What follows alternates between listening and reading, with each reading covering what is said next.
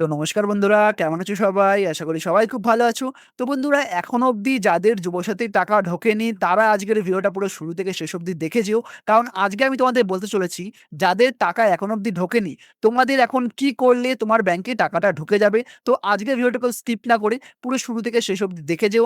আশা করি তোমার এই ভিডিওটা অনেক কাজে আসতে পারে। আর যারা এখনো অবধি ভিডিওটাকে লাইক করোনি, বন্ধুরা প্লিজ ভিডিওটাকে লাইক করে দিও। আর তোমার বন্ধুদের কাছে অবশ্যই শেয়ার করে দিও যাদের এই ধরনের সমস্যা হচ্ছে। আর যারা নতুন আমার ভিডিও দেখছো অবশ্যই চ্যানেলটাকে সাবস্ক্রাইব করে পাশে থাকা বেল আইকনটা প্রেস করে দিও। তো বন্ধুরা দেখো, তোমাদের সবার ফোনে মেসেজ এসছে যে তোমাদের যুবসাথী ১,৫০০ টাকা করে দেওয়া হবে। কিন্তু এখনো অবধি অনেকের টাকা ঢোকেনি। তো দেখো, এটা ৩ টে কারণ হতে পারে। হতে পারে তুমি অফলাইনে জমা দিয়েছো, তোমার ফর্মটা এখনো অনলাইনে সাবমিট হয়নি। দ্বিতীয় কারণ হতে পারে তুমি অনলাইনে জমা দিয়েছো, তোমার ফর্মটা এখনো অ্যাপ্রুভ হয়নি। আর ৩ নম্বর কারণ হচ্ছে সবথেকে ইম্পোর্টেন্ট কারণ এটাই। তো এটা সবাই ফলো করবা।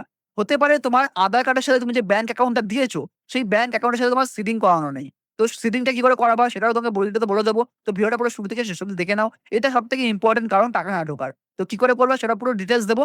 তো ভিডিওটা পুরো শুরু থেকে শেষ অব্দি দেখো। তো বন্ধুরা দেখো, তোমাদের ১ম কাজ হচ্ছে তুমি যে ফর্মটা জমা দিচ্ছ সেটা তুমি অফলাইন দাও কি অনলাইন দাও, তোমাকে চেক করতে হবে তোমার ফর্মটা সাকসেসফুলি সাবমিট হয়েছে কিনা। তো এই দেখে নাও, এই যে অফিসিয়াল সাইট, তো এখান থেকে স্ট্যাটাস চেক করা যাচ্ছে না। সাইট বন্ধ হয়ে গেছে। তোমাদের চলে আসতে হবে IFMS। চলে আসলা। এখানে দেখছো নো ইওর পেমেন্ট স্ট্যাটাস, এখানে ক্লিক করবা। ক্লিক করার পরে তোমার এখানে কিছুক্ষণ টাইম নেবে, তো এখানে চলে আসবে। এটা কিন্তু ওয়েস্ট বেঙ্গল গভর্নমেন্টের অফিসিয়াল সাইট। তো বন্ধুরা দেখো তারপর কি বলেছে, ব্যাংক অ্যাকাউন্ট নাম্বার ওয়াইজ তুমি যুবসাথীর ফর্ম ফিল আপ করার সময় যে ব্যাংকের অ্যাকাউন্টটা দিয়েছিলা, সেই ব্যাংকের অ্যাকাউন্টের নাম্বারটা এখানে দিতে হবে। তারপর তোমার সেই ব্যাংকের IFSC কোডটা এখানে দিতে হবে। তারপর তোমার লিস্ট অফ মোবাইল নাম্বার দিতে হবে। তারপর তোমার ব্যাংকের সাথে যে নাম্বারটা রেজিস্টার করা আছে সেই নাম্বারটা এখানে দিয়ে সাবমিট করতে হবে। আর তোমার যদি ব্যাপারটা বুঝতে কঠিন মনে হয় তাহলে simply search with a click করো। তোমার মোবাইল নাম্বার ওয়াইজ যাও। তারপর তোমার যে মোবাইল নাম্বার আছে, রেজিস্টার যে মোবাইল নাম্বার সেখানে দাও। এখানে মোবাইল নাম্বারটা তোমাকে দিয়ে দিতে হবে। তারপর তোমার মোবাইলে ওটিপি আসবে।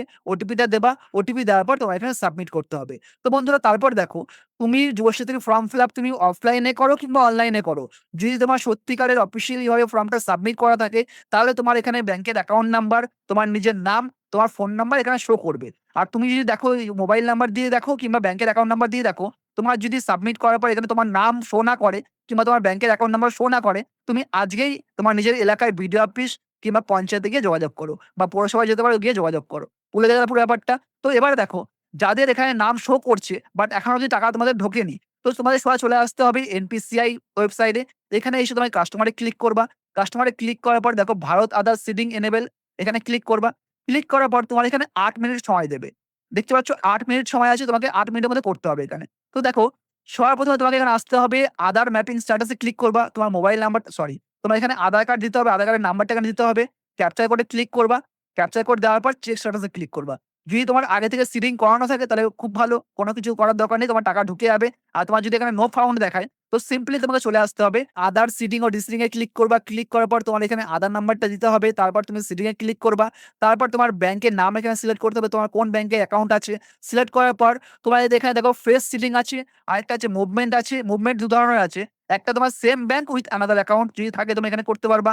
আরেকটা আছে তোমার movement from one bank to other bank. তোমার ধরো তোমার এখানে একটা ব্যাংক আছে, তুমি এই ব্যাংকে না করে তোমার আরেকটা ব্যাংকে করতে চাও, তুমি সেখানে করতে পারবা। ওকে? তুমি এই অ্যাকাউন্ট থেকে আরেক অ্যাকাউন্টে তুমি টাকা পাঠাতে পারবা। আর তোমার যদি কিছুই না থাকে তো সিম্পলি ফ্রেশ সিডিং এ ক্লিক করো। তোমার ব্যাংকের অ্যাকাউন্টটা মানে কোন ব্যাংকের অ্যাকাউন্ট আছে সেটা তুমি সিলেক্ট করে নাও। তারপর তোমার এখানে অ্যাকাউন্ট নাম্বারটা যাও, কনফার্ম অ্যাকাউন্ট নাম্বারে ক্লিক করো। এখানটায় টিক মার্ক মারো। এখানে তোমার ক্যাপচার কোডটা দিয়ে সাবমিট এ ক্লিক করো। তোমার কিছুক্ষণ সময় নেবে, তোমার এখানে সাকসেসফুলি সাবমিট হয়ে যাবে। বুঝে গেলে পুরো ব্যাপারটা? তো অনেকের এটার জন্য টাকা এখনো ঢুকছে না। তো এটা অবশ্যই তোমরা চেক করো তোমার এখানে আধার কার্ডের সিডিং করানো আছে কি নেই। এখানে ৩ খানা সিডিং টাইপ আছে। একটা তোমার ফ্রেশ সিডিং, একটা তোমার মুভমেন্ট আছে মানে same bank with another account, আরেকটা তোমার মুভমেন্ট আছে মানে একটা ব্যাংক থেকে আরেকটা ব্যাংকে। পুরো ব্যাপারটা বুঝে গেলা? যাদের কিছুই নেই তারা তাহলে সিম্পলি ফ্রেশ সিডিং এ ক্লিক করো, অ্যাকাউন্ট নাম্বার দাও, দিয়ে এখানে টিক মার্ক করো, ক্যাপচার কোড দিয়ে সাবমিট এ ক্লিক করো। তো বন্ধুরা এই ছিল পুরো ব্যাপারটা। আর এটা তোমাদের কিন্তু ৮ মিনিটের মধ্যে করতে হবে। ওকে? তো বন্ধুরা এটা একবার ট্রাই করে দেখো, কারণ আমারও টাকা ঢুকছিল না, আমার টাকা আজকে ঢুকেছে। আর আমি সিডিং করেছিলাম পরশুদিন। তো তোমাদের ২-১ দিনের মধ্যে সিডিং করার পর যাদের সিডিং নেই তারা সিডিং করে নাও। তোমাদের ২-১ দিনের মধ্যে তোমার টাকা ঢুকে যাবে। আর যারা এখনো অব্দি সিডিংটা করোনি, অবশ্যই সিডিং করো।